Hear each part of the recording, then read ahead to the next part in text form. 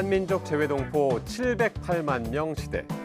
세계 각국에는 다양한 분야에서 활약하며 성과를 이뤄낸 한국인이 많습니다. 오늘 글로벌 코리안에서는 해외에서 최초와 유일의 역사를 써내려가는 동포들을 만나보려고 하는데요. 먼저 호주 빅토리아주의 한 지역구에서 한국계 최초로 시의원이 된 동포가 있다고 해서 찾아가 봤습니다. 단정한 상의에 시의원을 상징하는 은색 배지를 딴 여성. 동료들과 회의 자료를 검토하는 얼굴이 진지합니다.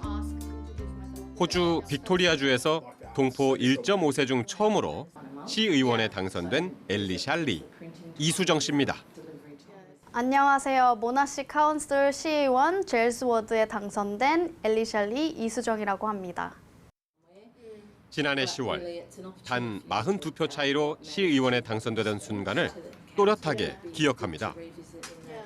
아주 기뻤죠. 왜냐하면 빅토리아주 외에 뉴사우스웨일즈주나 캔버라주에는 벌써 이미 한인 의원분들이 몇 분 계시잖아요. 근데 빅토리아주에서는 제가 1호로 나오게 되어서 지난 2002년, 초등학생 시절 부모님과 함께 호주에 정착했습니다. 그 어린 시절부터 정치계 입문을 꿈꿨다는데요.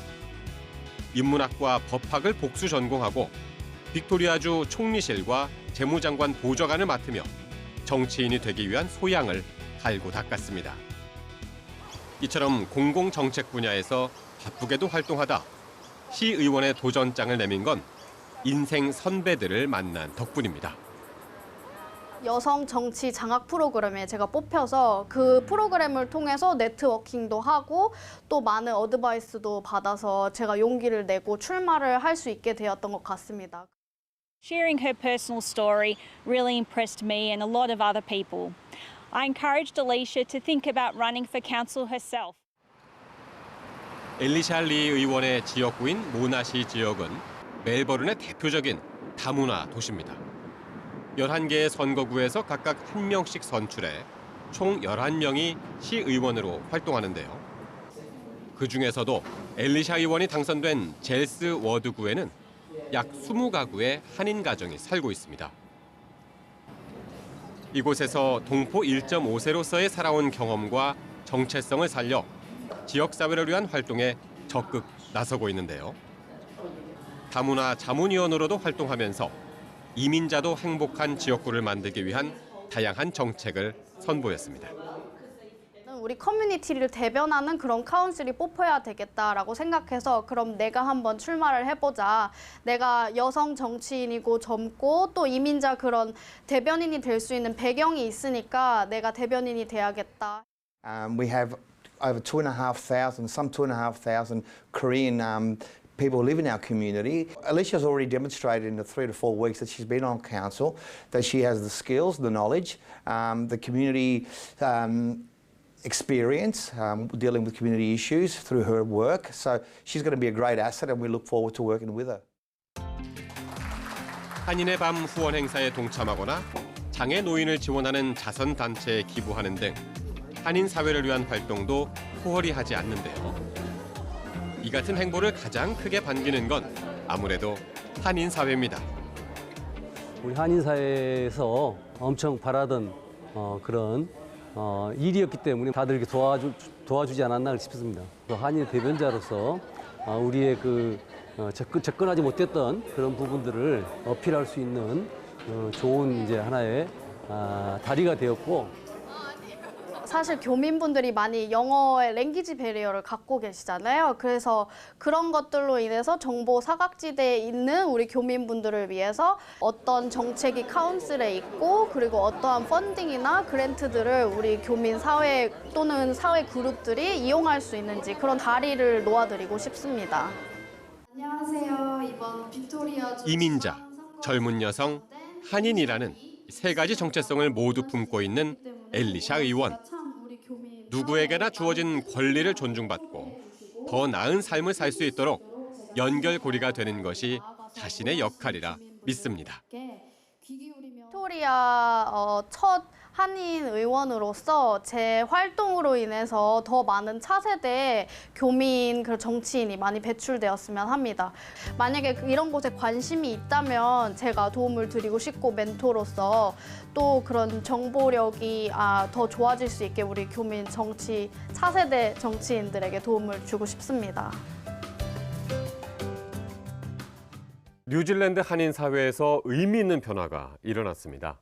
30년이 넘는 한인회 역사상 처음으로 이민 2세, 그것도 30대의 젊은 청년이 한인회장에 선출된 건데요. 주인공 어중수 씨를 만나봤습니다. 뉴질랜드 남섬의 중심 도시 크라이스트처치. 30여 년의 한인 이주 역사 속에서 새로운 바람이 불고 있습니다. 바로 이곳 크라이스트처치에서 태어나 자란 이민 2세대. 30대의 어중수 씨가 17대 한인회장에 선출된 겁니다. 안녕하세요. 17대 크라이스트처치 한인회 회장 어중수 사이먼어라고 합니다. 반갑습니다. 1991년 창립된 크라이스트처치 한인회는 크라이스트처치와 캔터베리 지역에 거주하는 한인들을 대변해온 단체입니다. 그동안은 주로 1세대 이민자들이 중심이 돼 왔는데요. 어중수 씨의 선출은 처음으로 2세대 리더가 등장한 놀라운 일이었습니다. 45세부터 50이 가장 많은 세대가 왔었거든 그때. 지금은 우리 크라이스트처치 한인회 같은 경우에는 평균 나이가 32세래. 굉장히 젊지. 그만큼 한인 사회가 뿌리가 내려졌다는 거지. 요새 애들도 같이 활동할 수 있게 하는 것 같아요. 젊은 사람들도 참여를 해야 한인을 자체를 알잖아요. 한국이라는 나라 자체를 뉴질랜드에서 이렇게 계속 보여줄 수 있는 거니까 그게 되게 중요한 것 같아요. 어중수 회장은 크라이스트처치 시청에서 대외협력 담당 공무원으로 일하고 있습니다. 공직자로서 그리고 한인 사회의 리더로서 행정과 문화, 지역사회 전반을 넘나들며 다양한 활동을 이어가고 있는데요. 우리나라 송파구와 크라이스트처치의 자매도시위원회 부위원장을 맡아 양 도시 간 교류를 꾸준히 이어오는 일에도 앞장서고 있습니다. 2019년 크라이스트처치 이슬람 사원 총기 참사 이후에는 인종차별을 근절하기 위한 시민단체 인커먼에서 다문화 사회의 통합과 공존을 위한 활동에도 힘쓰고 있습니다. Simon is the president of the Korean Society, is responsible for a number of events here in Christchurch. One that was very recent was the Korea Day. It was a great success. He does really well to balance his role as the president of the Korean Society and his responsibilities as a civic international relations advisor. And he's a good person to work with and a great human being.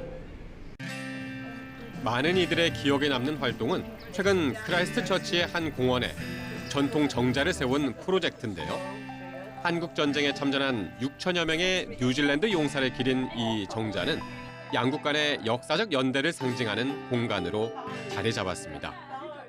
좀 전통적인 게 있을까 했는데 그 전통 정자 생각이 나더라고요. 이제 더 의미를 주자. 그래서 우리 이제 참전 용사 분들께 위한 전통 정자를 짓자 해서 시작된 거예요. 한인 회장으로서 어중수 씨가 가장 강조하는 건 바로 세대 간의 연결입니다.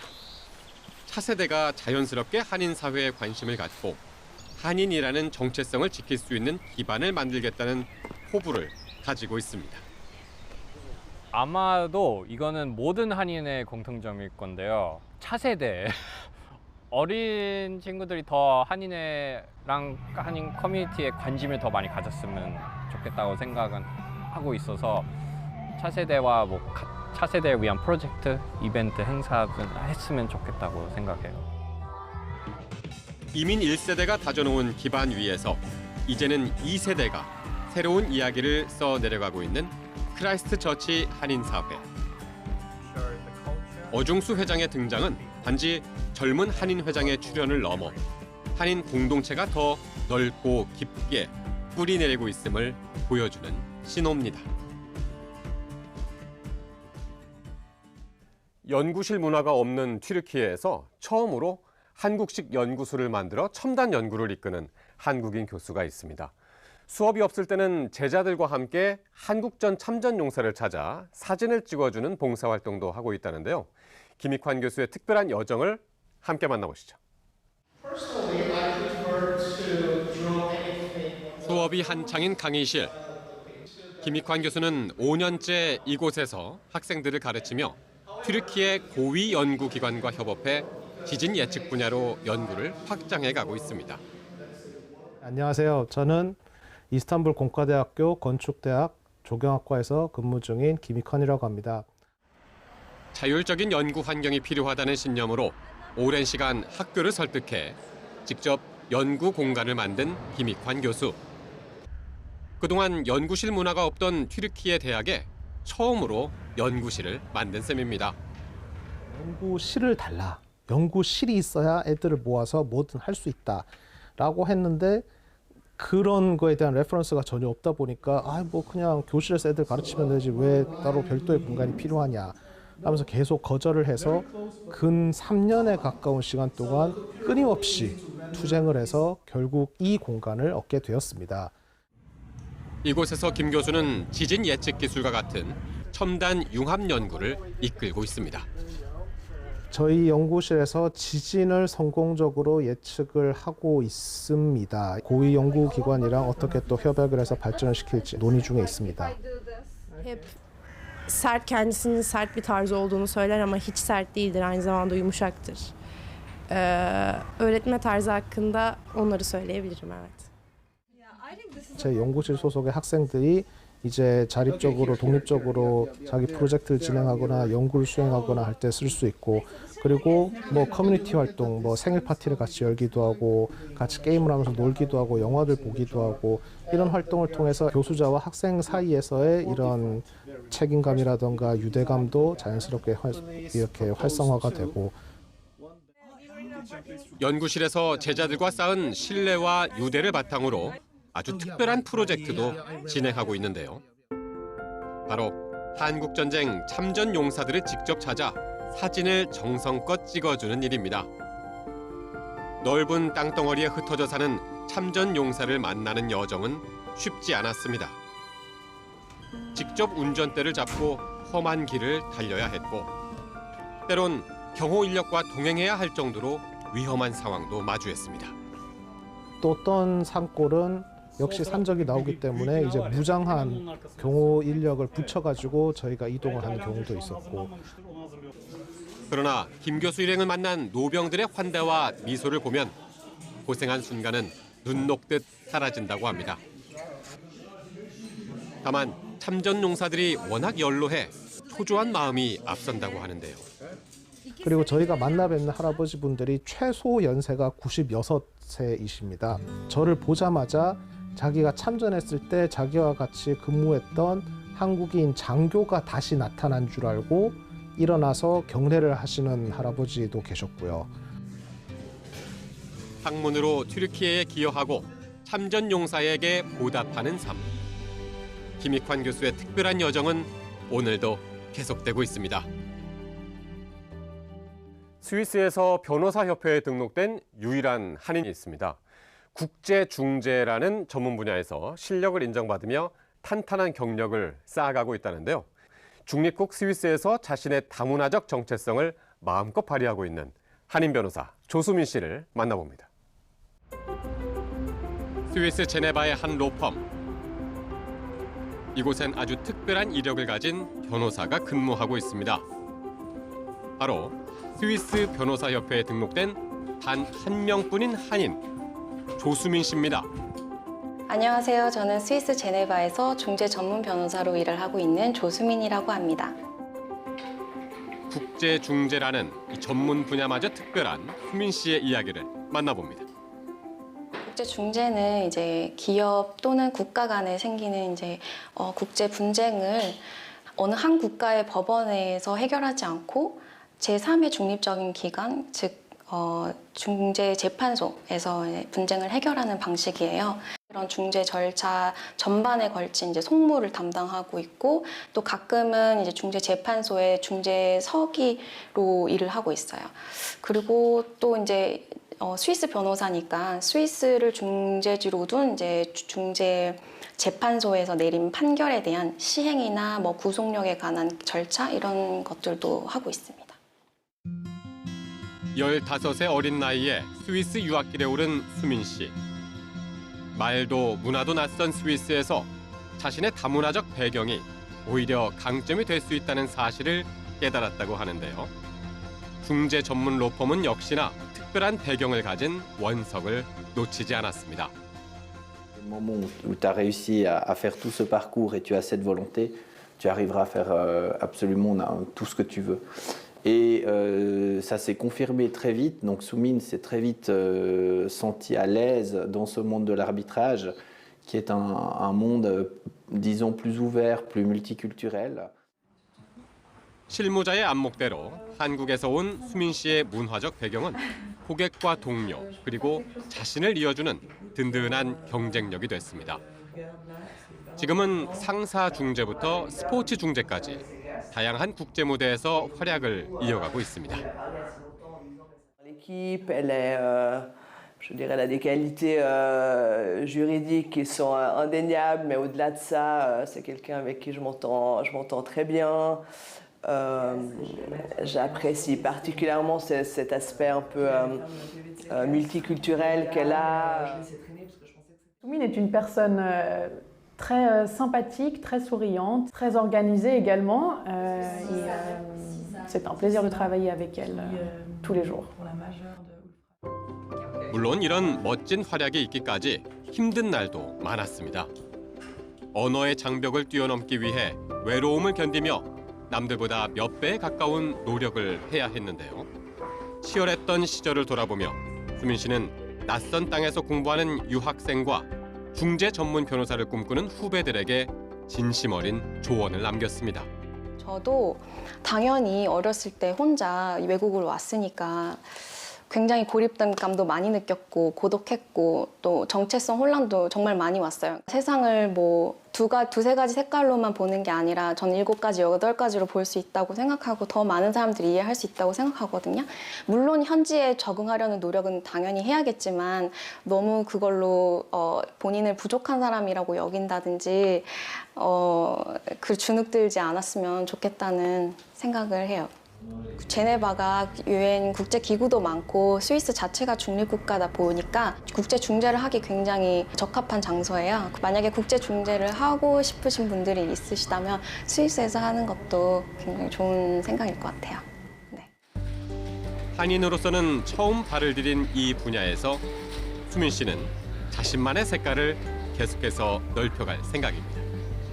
운용들도 물론이고 클라이언트들도 저 변호사에게 맡기면 어쨌든 내 사건을 책임감 있게 해주겠구나 그런 신뢰를 주는 변호사가 되고 싶고 아무래도 제가 한국 사람이니까 한국 관련 국제 케이스들도 해보고 싶은데 스위스 변호사로서 그래도 한국 중재 커뮤니티에 조금이라도 기여할 수 있으면 굉장히 뿌듯할 것 같습니다.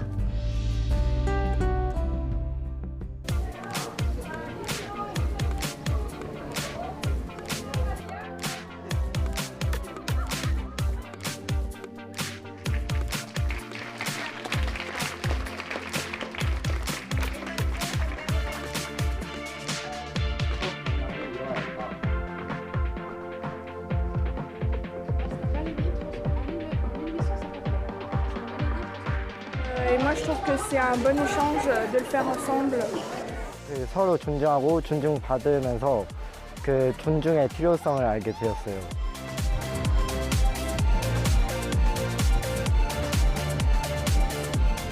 함께 연대해서 우리가 협력하는 조금 더 나은 사회, 그거를 위해서 교육자로서 계속 노력하고 싶습니다.